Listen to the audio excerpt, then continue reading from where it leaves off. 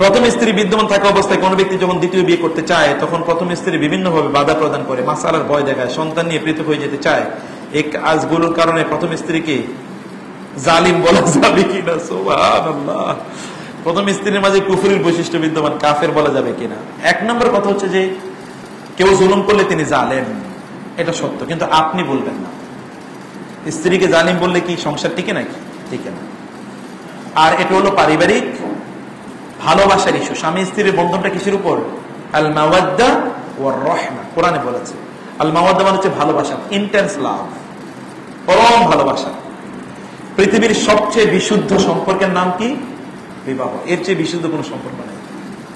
আল্লাহ তাআলা বলেছেন তোমরা তাদেরকে ওয়া আখাযনা মিনকুম মিসাকান গালিযা, নারীরা তোমাদের স্ত্রী হওয়ার ক্ষেত্রে তোমাদের কাছ থেকে একটা শক্ত প্রতিজ্ঞা নিয়েছে, চুক্তি, এর আলোকে তোমরা তাদেরকে স্ত্রী বানিয়েছো।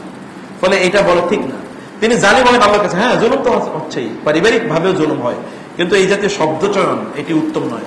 স্বামী স্ত্রীর মধ্যকার এই জাতীয় শব্দচয়ন নয়, বরং স্বামী স্ত্রীর মধ্যকার শব্দচয়ন হয় loving, my darling, my dear, my love, my sweet heart. এগুলো হলো কি? যেমন রাসূলুল্লাহ সাল্লাল্লাহু আলাইহি ওয়াসাল্লাম তিনি আয়েশা বলে ইয়া আয়েশ, তাই না? অথবা ইয়া হুমায়রা, হে লাল সুন্দরী।